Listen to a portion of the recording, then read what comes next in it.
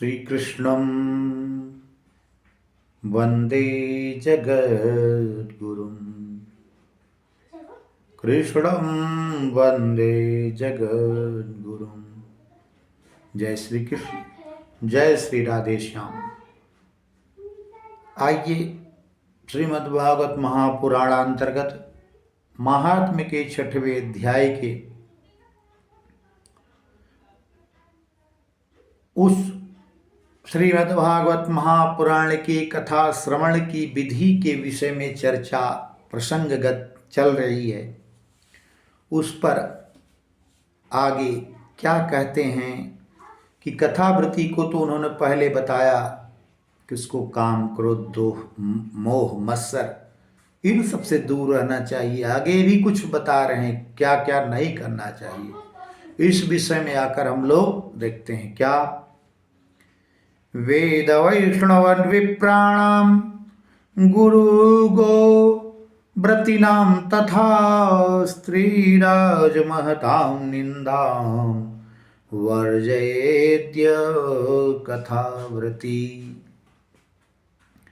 करें वेदों की निंदा, वैष्णवों की निंदा, विप्राणाम ब्राह्मणों की निंदा। यहाँ वैष्णव कोई भी हो सकता है, यहाँ जात धर्म की बात नहीं कही गई है। कोई भी व्यक्ति भगवान विष्णु में श्रद्धा रखने वाला वैष्णव है। उसके बाद ब्राह्मणों की निंदा अर्थात वर्ण व्यवस्था की निंदा करना नहीं चाहिए। आगे करें गुरु की भी लोग निंदा करते हैं। बहुत बड़ा दुर्भाग्य है इस देश का। ऐसा करना नहीं चाहिए, लेकिन करते हैं।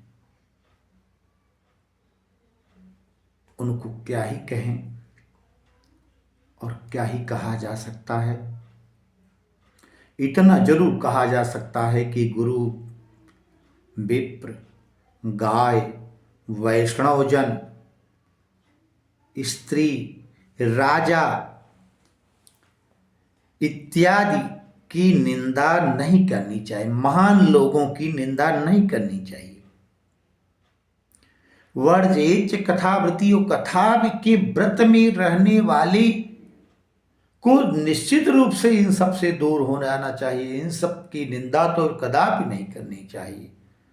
आगे कर रजस्वलात्यंत म्लेच्छ पतित व्रात्यैकतस्तदा तथा द्विज दुर्वेद ब्राह्मणश्च न वदेद्य कथावृत्ति।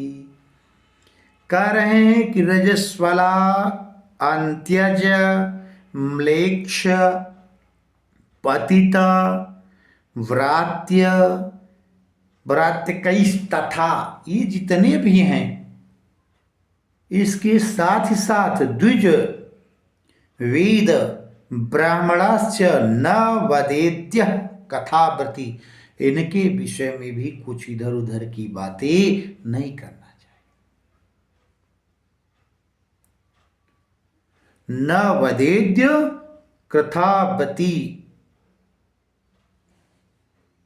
कह रहे हैं इनको न वर्जयेद्य, वर्जयेद्य माने इनको वर्जन रोकना नहीं चाहिए। कथा के श्रवण में अगर कोई चांडाल आ रहा है, कोई म्लेच्छ आ रहा है, कोई पतित आ रहा है, कोई रजस्वला स्त्री आ रही है, तो कथा श्रवण करने में दोष नहीं है कि इनको रोक दो।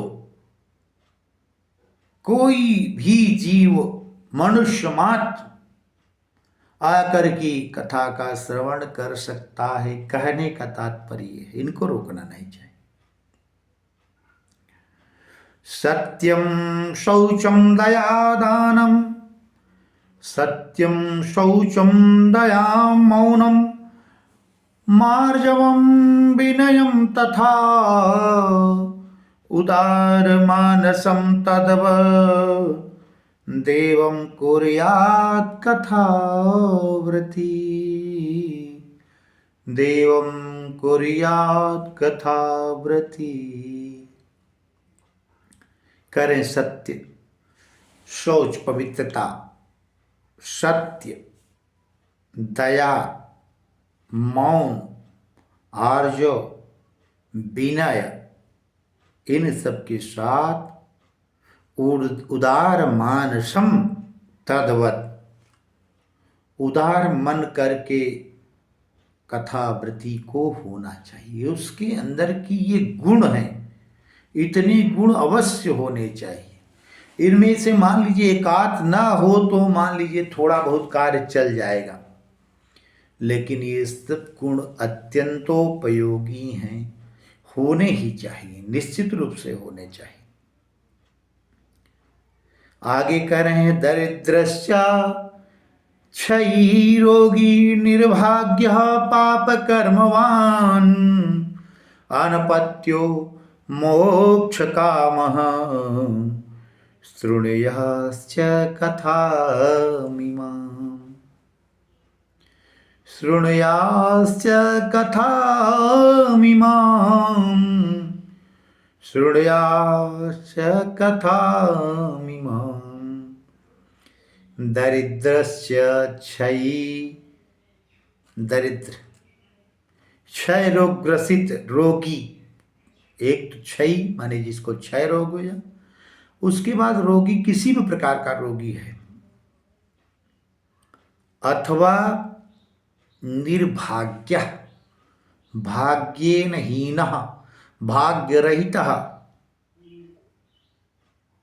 दुर्भाग्यशालिनः, ऐसे लोगों को भी कह रहे हैं पाप कर्मवान। और कोई मान लीजिए बहुत बड़ा पाप कर्म कर लिया है, तब भी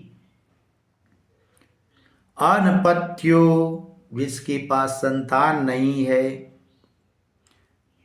संतान मतलब पुत्र पुत्री दोनों, अनपत्यो मोक्ष कामः, मोक्ष की इच्छा रखने वाला, शृणुयाश्च कथामिमाम्, इस कथा को तो निश्चित रूप से सुनना चाहिए इन लोगों को। क्यों? क्योंकि हो सकता है इन लोगों के जैसे कोई दरिद्री है तो उसका थोड़ा बहुत या संपूर्ण रूप से दरिद्र नष्ट हो सकता है।